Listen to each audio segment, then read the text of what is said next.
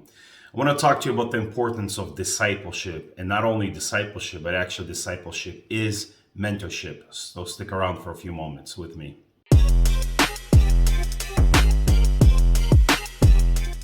You know, one of the greatest and most powerful aspects we can learn from the life of Jesus, yes, he did great things, miracles, he touched people's lives, he transformed people's lives, but he was also a powerful mentor. And he surrounded himself with his inner core of the 12 disciples. And then we also know in the Bible, the 70. And just overall, Jesus spent quality time with individuals as he was discipling them. So today, in this specific episode, I want to talk to you guys about the original structure of discipleship, which is honestly mentorship.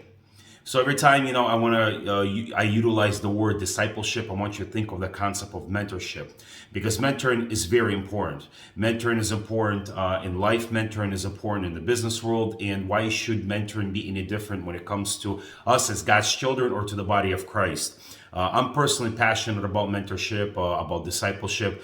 And as a matter of fact, when we look through the dictionary, it's interesting. The dictionary defines the word mentor is a advisor, a coach, a guide, an instructor, a teacher, a trainer, and a tutor. These all sound like very great definitions that we'll see probably like in academia. We'll see this concept like I said already, in the business world. But I want to also challenge you, my friend, my brother in Christ, a minister of the gospel, that discipleship is important, but discipleship is not in the sense of, well, let me just tell this person about Jesus and set them on a path and let them go out there and evangelize the whole world, which is good, but it's actually a mentorship process where God sends one individual into our life, a group of individuals, or different people throughout different seasons of our life, where we have the opportunity to mentor them as we help them to discover their God-given identity, as we help them to discover their giftings, their potential, and also set them upon the right path, the path of righteousness, the path of holiness,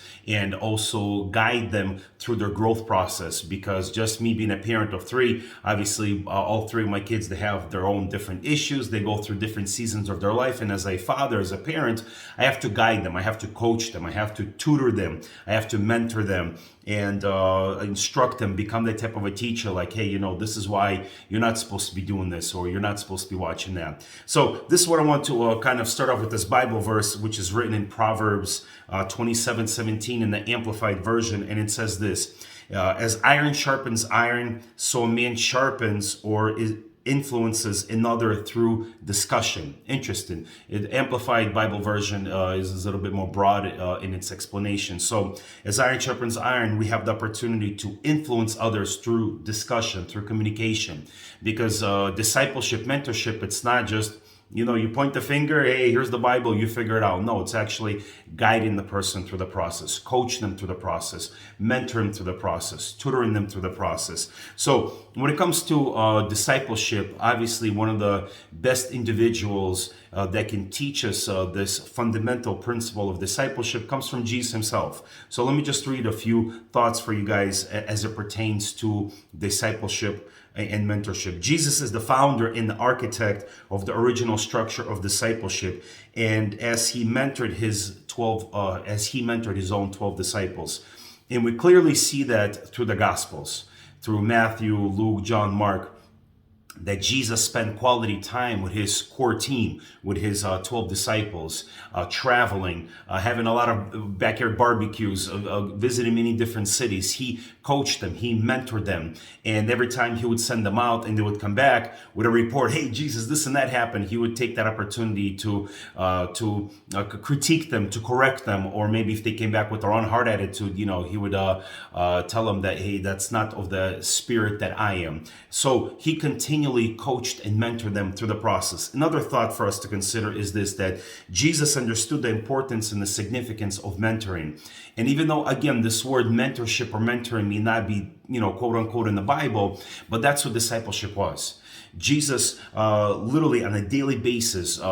Right now, a very popular series that came out, The Chosen, and it's interesting that in the Gospels we see certain fragments of Jesus' life, but in that particular series we see just the kind of like the behind the scenes, or before they make it to a certain city or town, how they're walking in the process and having these conversations. And that's pretty much what occurred during those 3.5 years, that this coaching and discipleship and the mentorship process between Jesus and his disciples was continually, hey, what do you guys think about this? Him asking them questions, and maybe, some of their heart attitude that was wrong, or whatever else was happening throughout their everyday life and journey. Jesus was always there. And the Gospels only give us a small glimpse of some of the conversations that Jesus had between himself and between his disciples. So that's what's very important to us to understand, that it's not just me meeting somebody at church or once a week trying to coach a mentor. It's a continual thing. It could be through a short phone call, through a text message, just going out for lunch, just meeting that person somewhere. You might be actually overseeing a small group in your particular church, or you just, you have your own ministry. So however you may be right now operating and functioning, God will give us many different opportunities to coach, to mentor people.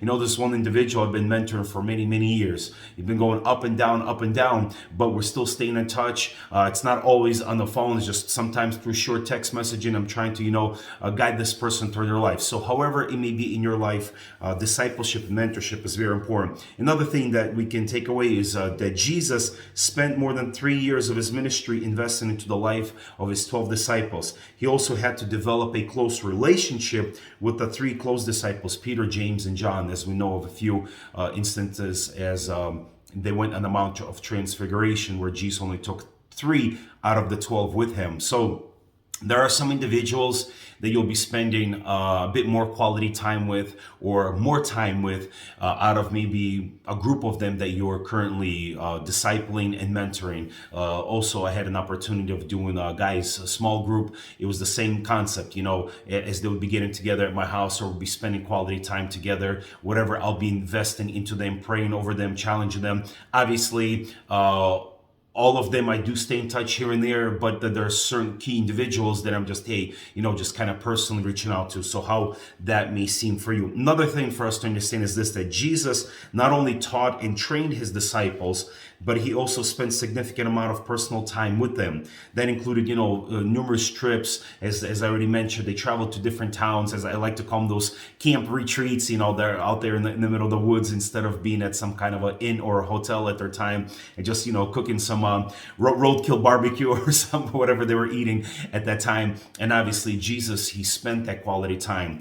And in order for discipleship and mentorship to be effective, we have to be willing to invest our personal time. We have to be willing to spend that quality time with the individual. Sure, it may seem inconvenient sometimes. It may be even tough for us sometimes, especially when the person's in a need and they reach out to you. They want to get together. You're like, I already had plans and arrangements. Okay, that's fine. Let's make this happen. So I know right now at this moment, I'm kind of, seems like limiting everything just to church and church related activities, or ministry, or when it comes to like small groups and get-togethers, but it's actually more than that. If you own a business and you have people working for you, that's a great opportunity for you to mentor that individual or individuals that are part of your company, part of your organization. You may be at a work working for somebody and you're surrounded with many employees. You have an opportunity to actually mentor somebody there, especially if they're a believer. If not, you have an opportunity to reach out to them and allow the Holy Spirit to use you. You could be at school and a student. It does not matter where you may be in the walk of your life. God can use you anywhere. We don't have to just limit ourselves to our church, to our denomination, to our just, certain inner circle, because that's our comfort zone. As a matter of fact, God can use us anywhere if we only desire. Another point for us to consider about discipleship and mentorship is this, that because of Jesus' quality of mentoring, we can see the results throughout the Bible and throughout the whole history. In other words, that what Jesus did throughout his life, we actually see thousands of years later, it's still taking effect as we're able to, whatever he did, we're utilizing his principles, we're utilizing his methodology, if I can use that word, to reach out to people. And no matter what country or nationality God's children may be at, they're actually applying that same concept and principle wherever they are. So what else can we learn about mentorship? Mentorship entails laying down your personal and selfish ambitions in order to reach out your heart and your hands towards others in order to see them succeed in life. In other words, we're utilizing our life, we're utilizing our resources, our hands, our feet, our mouth, whatever it may be, to reach out to that individual or to those individuals,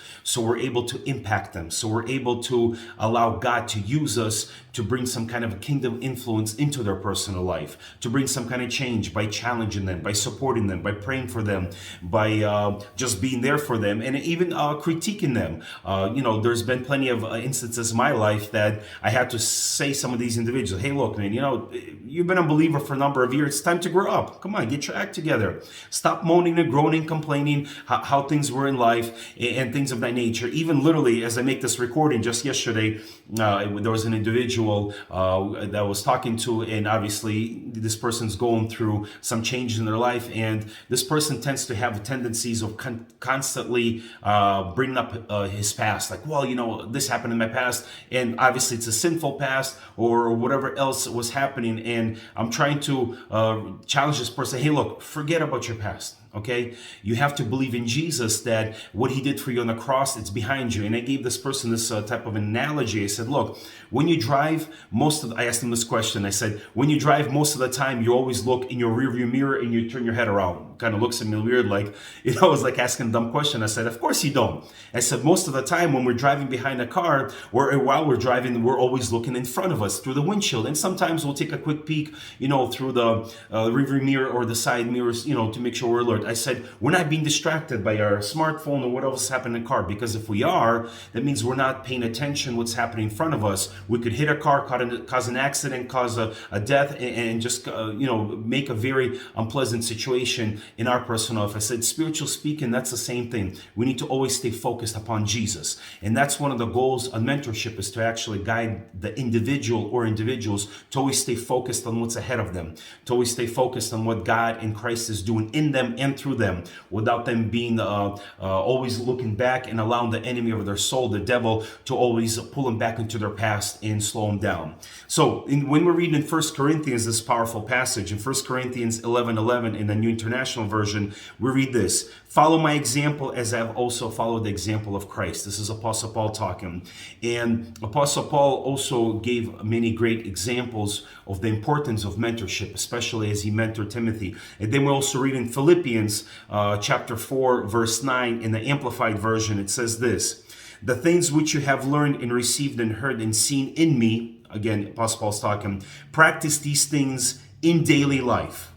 And God, who is the source of peace and well-being, will be with you. So again, Apostle Paul is going to say, hey, look, the things that you saw me do, the things you saw me talk about, learn from me, take that from me, model that from me.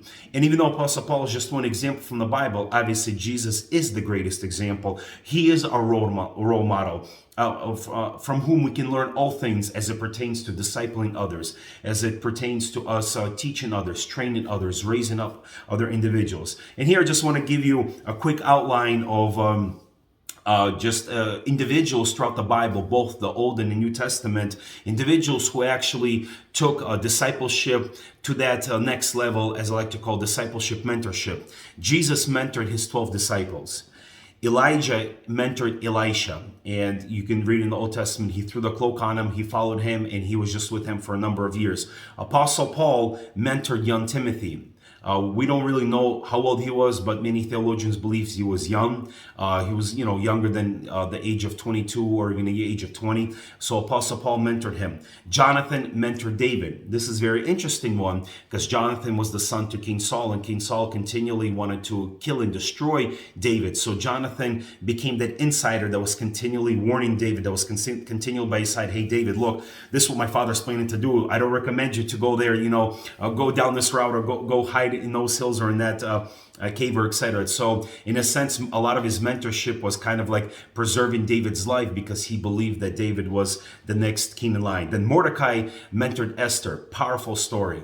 When he told her, hey, Esther, they have a decree that's been spoken against us as Jewish people for us to get wiped out. So you go before the king. And I believe that you were born for such a time as this. And he was continually mentoring her. And good thing that she listened to him. Then we have Naomi mentored Ruth.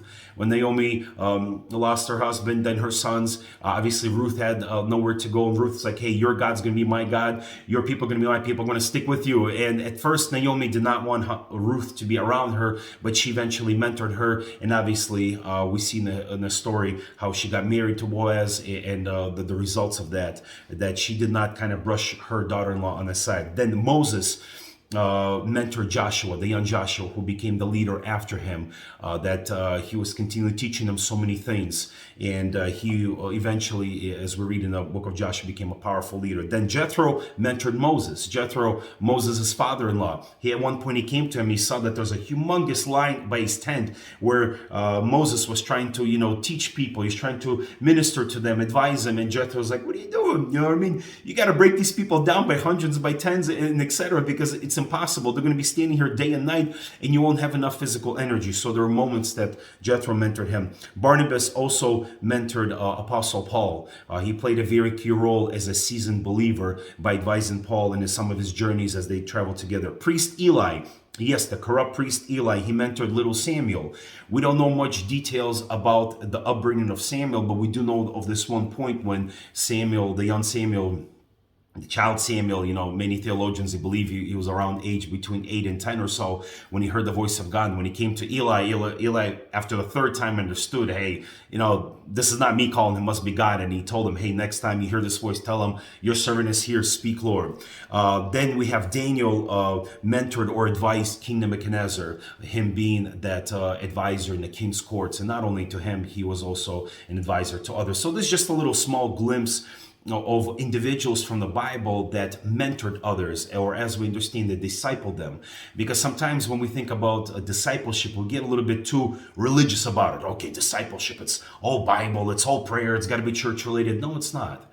It's actually you being who you are, you having that knowledge, that wisdom, that experience in your life, and then you're able to pass that on to another individual that God has brought into your life. You're not out there trying to indoctrinate them. You're not out there trying to bring your theology into them, but you're actually sharing personal life experience, biblical principles, knowledge, answering their questions, and however it may be. And here are some, as I bring this to a conclusion, here are some thoughts for you to personally consider when it comes to mentorship, discipleship. First and foremost, do you have a mentor? This is very important, very crucial. I believe that anybody, does not matter what age you are, what stage of your life, how spiritually mature you may be, anybody in the age of life, including pastors and senior pastors, everybody needs to have at least one mentor in their life. Now, having a mentor in your life does not necessarily mean that this person needs to physically or geographically live right next to you or even go to the same church. Sure, there's more benefits to that. I have, a couple of my spiritual mentors, they're long distance. One of them lives in Florida, the other one lives in South Africa. And not too long ago, we were able to interact. I was able to interact with one of my spiritual mentors. He even stayed with his wife in my house. So mentors, they can be different individuals. Of course, preferably let this mentor be of the same gender. This is very important. And also, it's beneficial if this mentor is older than you. Now, they don't have to be much more older than you. Is it possible for one of your mentors in your life to be younger than you? Sure it is, but oftentimes it's somebody that's older. So that's a challenge for you. Do you have a mentor? Another question to consider about mentorship is, are you currently mentoring someone? This is crucial and essential. If you're a seasoned believer, then you need to position yourself to mentor someone else, because disciples make disciples, leaders make leaders. In other words, whatever you have already in your personal life, you already and we already carry that responsibility to actually pass it on to someone else. So that's something to consider. Are you currently mentoring someone? If not, then pray about it and may the Holy Spirit put in your heart. Another question is, why do I need to mentor? Again, we've talked about it earlier before, because God has entrusted it with so much in our personal life. When I was growing up, I was actually searching for a mentor, and I couldn't find it for a certain season of my life because I had many questions to answer. I was just looking for support. I was just looking for somebody to, give me a slap like, Stan, get your act together. You got this. Same thing here. There's many individuals that are actually looking to be mentored. They're looking to be discipled. They're looking somebody to stand together with them, to fight their battles, to go through life, and to become that seasoned and strong believer and a child of God. Another question to consider is, why should I mentor someone? Like, who needs me? Who wants to listen to me? And honestly speaking, this vlog video that I'm making and these videos that I do post on social media, that's one of the reasons. It's one of my passions. I know that there's going to be many individuals I will never be able to physically reach out to talk to them, shake their hand, and impact them. But I know making these video vlogs, only God knows how far they will go, like bread and water. They could be in another country and they'll be able to watch this and be blessed by it, be challenged by it. So this is one concept of mentorship. So let that be a challenge to you, that we need to position ourselves, especially as seasoned believers, to mentor someone else. And the last question is this: what is the significance of a mentor and a mentee relationship?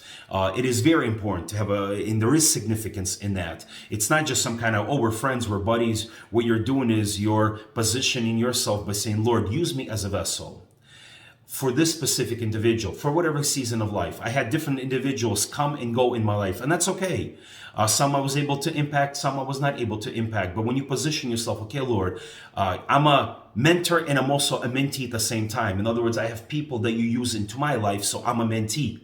And then you can position me to become a mentor and a coach to someone else. And this is very important. So these questions, these just few questions to challenges. Do you have the mentor? Are you currently mentoring someone and allowing God to use you? And I want to read you this kind of quote of mine. I like to call them stand verbs as we wrap this up. Your kingdom assignment or ministry will be remembered not by how much you have accomplished, but how many people you have served and how many lives you have transformed. This is very important and crucial, that it's not look at all my, how big my ministry is, how big my church is, how much I've accomplished. No, it's actually how many lives you and I are able to impact and how many lives you and I are able to touch. And I also came across this powerful quote by the well-known director and producer Steven Spielberg, and he said it this way: the delicate balance of mentoring someone is not creating them into your own image, interesting, but giving them the opportunity to create themselves. I mean, for a director and producer who made some of the greatest movies of all time, it's very interesting how he quotes it even that way. He goes, hey, it's not to, replicate and duplicate these people into your own image. Hey, you need to be like me, but actually giving them the opportunity to create themselves, to discover themselves. And I think we see that, if you do follow movies, that type of, I guess you can say, relationship or mentorship between the director, producer, the actors, the people behind the scenes, and etc. So hopefully, my friend, this was very beneficial to you for understanding and grasping the basic understanding of what the structure of discipleship is, which is mentoring.